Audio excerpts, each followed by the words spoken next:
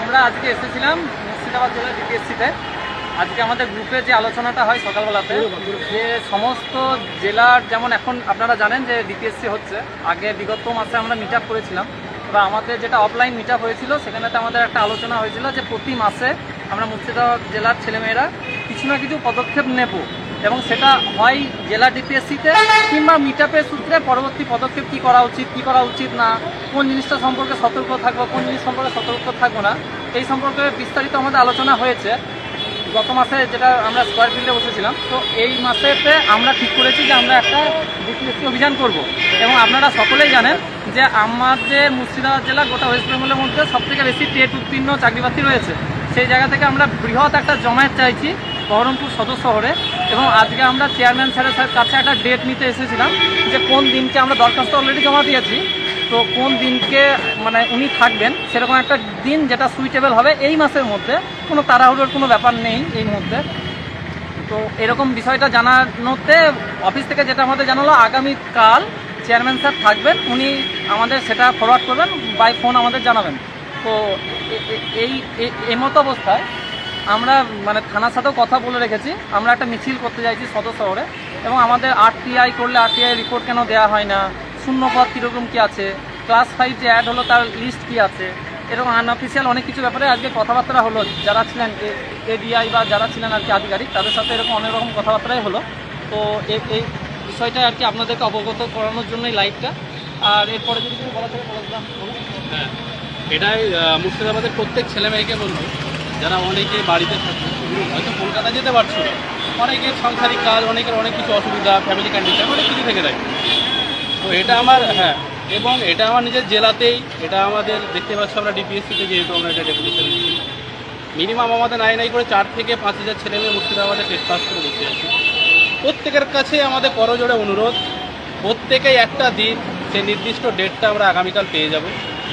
এই ডেটে প্রত্যেকেই শত কাজ রেখে প্রত্যেকেই চেষ্টা করবে, এটা প্রত্যেকের নিজস্ব ব্যক্তিগত স্বার্থের জন্য আসবে, এটা আমার জন্য, কারোর জন্য, অঙ্কুরের জন্য, এখানে যে বাপির জন্য, কারো গ্রুপের জন্য না, গ্রুপের জন্য নিজের টেট পাস আমরা করেছি, নিজের স্বার্থের জন্য একটা ভিড় দরকার, তাই আমরা এটা স্বার্থের জন্য। আজকে আমরা টেট পাস করে হাতে, যেখানে আমরা 2022 সালের আমরা 10ই ডিসেম্বর যেখানে পরীক্ষা দিয়ে 2023 সালের আমরা ফেব্রুয়ারির 11 তারিখ হাতে রেজাল্ট পেয়ে বসে আছি, আজকে বিগত 2.5 বছর প্লাস হয়ে গেল। এটা আমাদের প্রত্যেকের মনে আজকে একটা বাধা। প্রত্যেকের ফ্যামিলি, প্রত্যেকের বাবা মার কাছে আমাদেরকে জিজ্ঞাসা করে না যে আমরা যে তোমাদের রেজাল্টে হলো, পরীক্ষা দিলে পাস করলে চাকরিটা কী খবর, কোথায় হবে কি হবে না, আমাদেরকে প্রশ্ন করে। সে উত্তরটা বাবা মাকে দিতে আমাদেরকে তো একটা সংকুচিত বোধ হয়, কি উত্তর দিব বয়স্ক বাবা মা। তা আমরা সেই জায়গায় দাঁড়িয়ে নিজের স্বার্থ রেখে আমরা ডিপিএসসিতে প্রত্যেকেই আসার চেষ্টা করব, এবং প্রত্যেকে অনুরোধ করব প্রত্যেকে আসো, এবং দলমত নির্বিশেষে, এখানে কোনো দল নেই, এখানে কোনো গ্রুপ নেই, এখানে আমাদের একটাই পরিচয়, সেই পরিচয়ে আসবো যে আমরা 2022 টেট পাস এবং আমরা বঞ্চিত চাকরি প্রার্থী। পরিষ্কার, আজকে আমরা 2.5 বছর ধরে বঞ্চিত হাতে সার্টিফিকেট দিই, সেইখানেই বলবো প্রত্যেকে আসবে, প্রত্যেকের কাছে আশা রাখবো যে প্রত্যেকে সেই দিনকে আমরা ডেটটা পেলে আগামীকাল আমরা ঘোষণা করে দেবো কোন তারিখে করছি। অলরেডি আমরা এখানে একটা অ্যাপ্লিকেশান দিয়েছি, আর কালকে চেয়ারম্যান স্যার আসবেন, ওনার কাছে আমরা ডেটটা নিয়ে সেই নতুন করে আমরা ডেট জানিয়ে দেবো। এবং একটাই আশা রাখবো যে এই মুর্শিদাবাদ জেলা প্রতিটা আন্দোলন থেকে শুরু করে, প্রতিটা ফান্ড থেকে শুরু করে, এই কলকাতা রাজপথে নামা থেকে শুরু করে পথ দেখিয়েছে মুর্শিদাবাদ। এই মুর্শিদাবাদ যেদিনকে এইখানে আমরা ডেপুটেশন দেবো ডিপিএসসিতে, এইখানে নতুন করে আবার পথ দেখাবে আমাদের মুর্শিদাবাদ।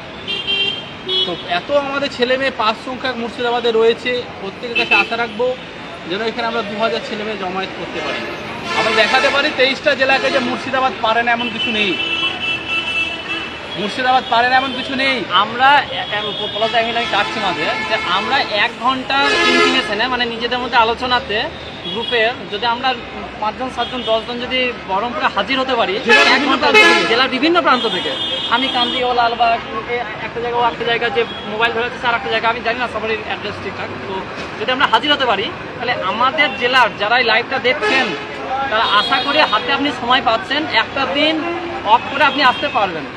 কেন আসতে পারবেন? কারণ আপনারা জানেন রাজ্যের নাম পশ্চিমবঙ্গ, এখানে যে বাচ্চা কাঁদে না সেই বাচ্চাকে তার মা দুগ্ধপান করান না। এটা হচ্ছে আপনি সেই রাজ্যে বাস করেন, স্বাভাবিকভাবেই এখানে এসে আপনাকে যে ডিপিএসসি চেয়ারম্যান কোনো বিশাল সদুত্তর দেবে এই আশা আমরা করি না। বিগত দিনে আমরা ডিপিএসসিতে চেয়ারম্যানকে ডেপুটেশন দিয়েছি, কী উত্তর দিয়েছে আপনি জানেন, আমরা জানি, সবাই জানে।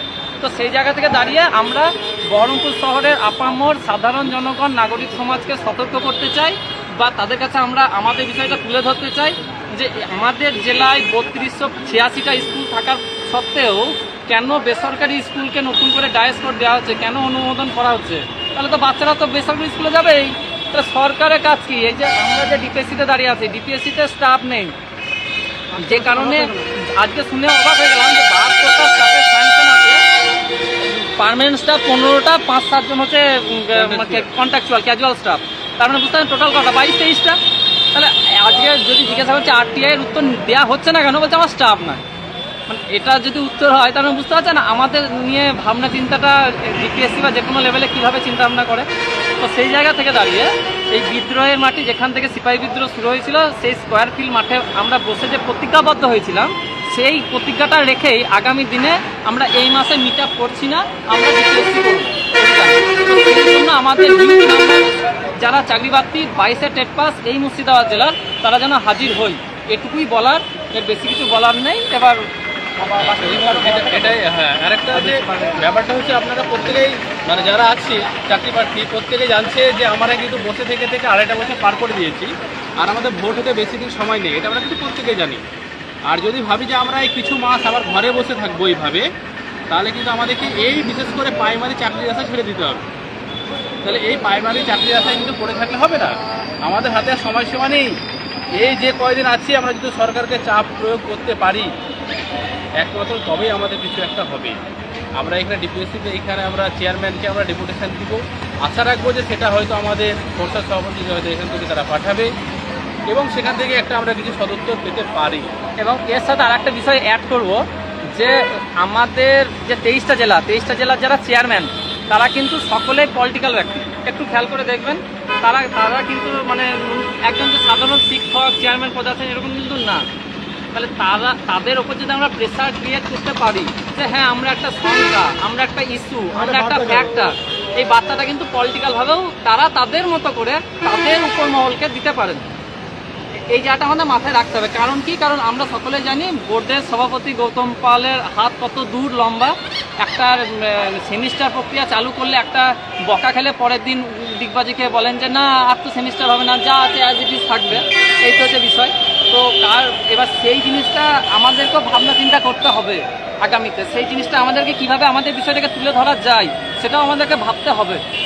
ভাবনাটাকে আমাদের ডিপিএসসি, এবং আমরা চাইবো একটা বৃহৎ জমায়েত হবে এই ডিপিএসসিতে। এটা একটা মিছিল করতে চাইছি আমরা, এটাই প্রত্যেকের কাছে আশা রাখবো যে ডেটটা আমরা আগামীকাল ঘোষণা করব, এই ডেটে প্রত্যেকে যেন উপস্থিতি থাকে এখানে। আমরা যদি মানে দেখি যে না কেউ এখানে উপস্থিতি নেই, হয়তো বিশেষ কারো কারণ ছাড়া, জানবো যে তার সত্যি কথা বলতে গেলে যে তার হয়তো শিক্ষাগত কোনো যোগ্যতাই নেই তার মধ্যে, এটাই ধরে নিতে হবে আমাদেরকে। কারণ আমাদের মুর্শিদাবাদ জেলা থেকে, যেহেতু অঙ্কুর বললো যে হ্যাঁ অঙ্কুর কেন বলবে, আমাদের মুর্শিদাবাদ জেলা থেকে আন্দোলনের সময়ও বেশি চাকরি প্রার্থীরা যায় এবং আমাদের সঙ্গে কমপক্ষে 4 থেকে 5 হাজার পাস রয়েছে। কিন্তু আমাদের মুর্শিদাবাদ জেলা, একা শুধু মুর্শিদাবাদ জেলাতে, সেখানে আমাদেরকে আমরা যদি একদিনের যদি মুর্শিদাবাদ বহরমপুর শহরে যদি আমরা জমায়েত করতে পারি তাহলে কত বড় বার্তা যাবে এটা আশা করতে পারে সবাই। সেটাই আপনাদের কাছে বড়জোরে অনুরোধ যে আপনারা আসুন, আপনার যেই ডেটটা আমরা আগামীকাল পাবো সেটা জানিয়ে দেওয়া হবে। এবং আমরা কেউ কিন্তু কোনো দল সমর্থনে নয়, আমরা সবাই 22 স্টেট পাস, এটা মাথায় রেখে কে কোন দল করেছে, কোন মঞ্চের সাথে যুক্ত, কোন অ্যাসোসিয়েশনে যুক্ত, সে বাদ দিন, আমরা সকলে টেট পাস এই পরিচয়ে আপনারা আসুন এবং সেখানে এসে সরকারকে দেখিয়ে দিন মুর্শিদাবাদে কতটা পাওয়া, মুর্শিদাবাদের শিক্ষিত যুবকদের কতটা পাওয়া। সবাই কিন্তু প্রত্যেকের কিন্তু বয়স বাড়ছে, এটা সবাই কিন্তু জানছে। এই বয়স বাড়তে আর বেকারত্ব যন্ত্রণা আমাদের সহ্য হচ্ছে না, এটা সরকারকে বার্তা দেওয়া দরকার। এসএসসি যদি নোটিফিকেশন পেতে পারে আমরাও পেতে পারি, আমরা পাস করে অলরেডি বসে আছি 2.5 বছর থেকে, আমাদের ওএমআর আছে, সার্টিফিকেট আছে, আমাদের স্ক্যান কপি আছে, মিরর ইমেজ আছে, সব কিছু আমাদের আছে, তাহলে আমরা কেন চাকরি পাবো না? এটা সরকারকে বার্তা দেওয়া দরকার। এবং সব কিছু আমাদের রয়েছে, আমাদের লিগালে আছে, আমাদের কোনো রকম ডিসপিউট নেই, আমরা কেন বসে থাকবো? তাহলে এইটা যেন আমরা সরকারের বার্তা দিতে পারি, এই বার্তাটা দেওয়ার জন্য আপনাদের আসা প্রয়োজন, যাতে আমাদের প্রত্যেক জেলায় ডিপিএসসি হচ্ছে অভিযান, সেই ডিপিএসসি হয়ে যত সংখ্যক ছেলে মেয়ে তার থেকে যেন আমাদের ডিপিএসসি অভিযানটা এক স্মরণীয় হয়ে থাকে। এবং আমরা যে পরিকল্পনা করছি স্কোয়ার ফিল্ড থেকে শুরু করে আমরা ডিপিএসসি বহরমপুর ডিপিএসসি পঞ্চমতলা পর্যন্ত আমরা পদমিছিল করব, এইটা যেন যখনই সম্ভব যখনই সম্ভব বৃহত্তর না ততক্ষণ না আপনারা আসবেন। আমরা আগামীকাল পারমিশন পাওয়ার পরে আপনাদের ডেটটা জানিয়ে দেওয়া হবে, আপনারা আসুন। আপনারা 5000 জনের মধ্যে যদি আমরা 2000 জন আসতে পারি তো মুর্শিদাবাদ জেলাতে, তাহলে বুঝতে পারছে কতটা জমায়েত হবে, বার্তাটা কীরকম যাবে। আর বার্তাটা কীরকম যাবে। যেখানে কলকাতা শহরে এতটা পরিমাণে জমায়েত হয় না, যেটা আমাদের মুর্শিদাবাদ শহরে হবে, তাহলে ভাবুন আমাদের মুর্শিদাবাদ জেলার টেট পাসদের একটা কতটা পাওয়ার থাকবে। সেটা আজকে আমরা দেখাতে চাই যে আমাদের সরকার কেন আমাদেরকে নিয়োগ দেবে না, আমাদের যোগ্যতা আছে, আমরা বসে থাকবো কেন। 2017 সালের পর 22 সালে টেট, তারপর 3 বছর আমরা বসে থাকছি, এত বছর বেকারত্ব যন্ত্রণা, তাদের ফ্যামিলি, তাদের মা বাবা রয়েছে, তাদের কি জীবন নেই? কেউ সংসার করতে পারছে না, তাদের জীবন নেই। এইটা সংসার সরকারকে দেখাতে হবে যে আমাদের পাওয়া। তাই এই বলে শেষ করব, আপনারা আসুন, জমায়েত হন এবং 22 স্টেটকে একটা পরিচয় দিন, এই বলে রাখছি। সবাই আসবেন, এটাই সবার কাছে একটা কামনা যে প্রত্যেকেই সেই ডেটে আমরা চেষ্টা করি। ওকে।